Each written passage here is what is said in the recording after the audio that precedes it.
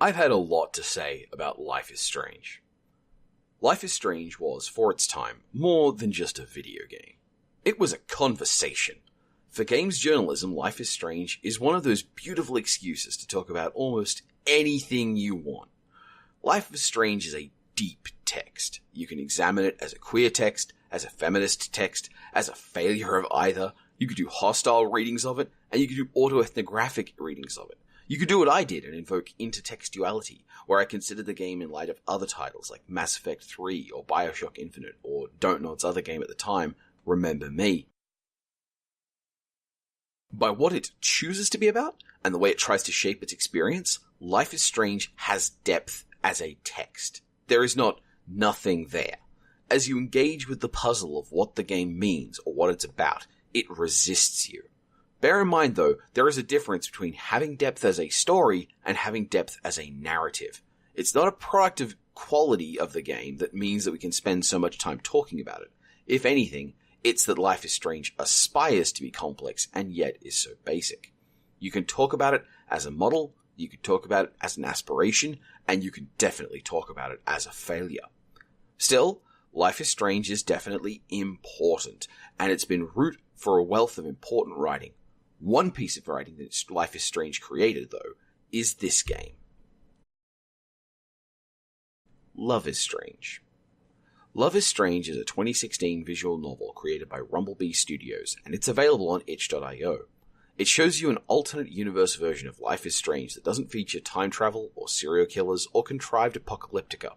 It's a game where you play Max Caulfield, a normal young woman who goes to school with Chloe Price, Rachel Amber, Kate Marsh, and Victoria Chase, and how she winds up dating one of them.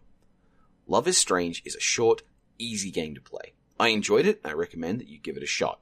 There's no real representation of dudes in this game, but that's fine. The game is very nicely clear about what it's about. This is a game where a cute girl tries to date some of a number of other cute girls.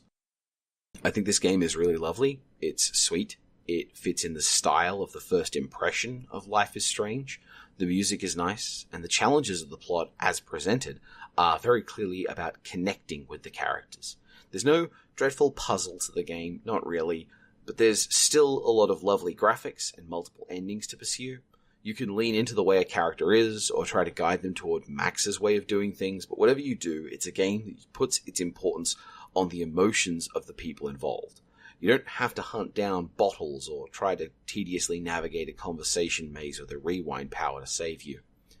This is fan work. The game is 100% free and must be because it's a game about another game using characters in the same way that fan art does. Because I'm paranoid about this, I'd like to recommend you take this opportunity to go download the game, if you can, and thank the creators for their work.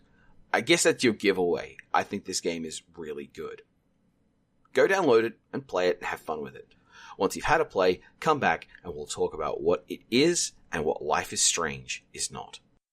Love is Strange was in production before Life is Strange was over, around the release of episode 4 of 5.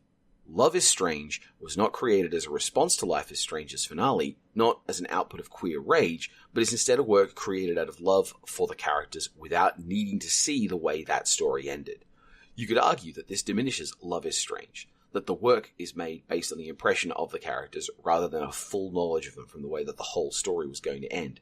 This isn't an idea I find personally satisfying, though, because I don't think Don't Nod had any idea either. During the season of Life is Strange, I routinely saw people saying they'd play the game ignoring all the plot if the game had Max and Chloe kiss. This was the overwhelming concern. This is a game with themes of serial killers, time travel, hate crimes, abuse, bereavement, disability, and surveillance, and none of that matters to the audience that I saw.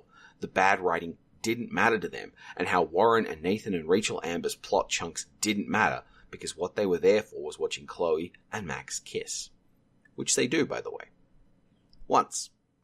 By the time Max and Chloe kiss, the game has killed Chloe at least 3 times. Around the time the game asks you to kill Chloe, I drew the conclusion that this game isn't actually about Chloe and Max kissing. This wasn't a story about women in love. It was a story that wanted to observe women in their love, and also, strangely, wanted to kill one of them a lot. What about time travel, though?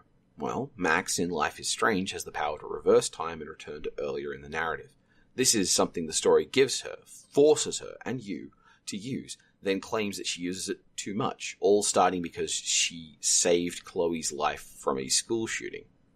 This mechanic is just using save scumming as part of the narrative. We've been doing that since forever, and once upon a time, I thought it was kind of clever the way that Life is Strange let you handle this in-universe.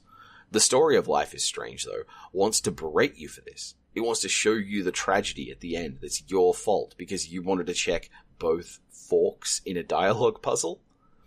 As a visual novel, Love is Strange is what we call a hypertextual game. It's a game that invites you not just to play it, but to play it multiple times, and each route through the game references other routes through the game. Each route has its own charms, unique graphics, and different styles of narrative puzzle to be solved.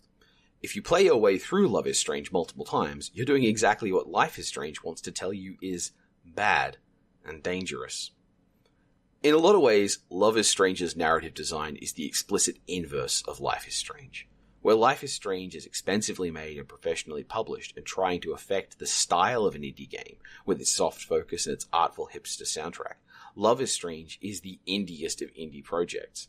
Life is Strange is adorned with the air of queerness, but not too queer, and resorted to a plot that literally suggested you were better off not having tried it in the first place. Each possible plot fork in Life is Strange splits narratives that never really meaningfully change, and always wind up at the same decision, neither of which is happy. By contrast, Love is Strange is an indie game down to its souls. It was not made as a series of episodes, turning dials to make sure it could land the way the authors hoped the audience would respond to. It was expressing a want the authors had directly, even in the most basic ways. It doesn't adorn itself with licensing indie bands and Amanda Palmer, but is instead filled with the music of a creator trying to make something for this project. It is a girl-kissing, sweet and soft, normal world, queer flag-waving story of Portland college girls having gay adventures in Arcadia. Love is Strange is the game you wanted. Please, give it a shot.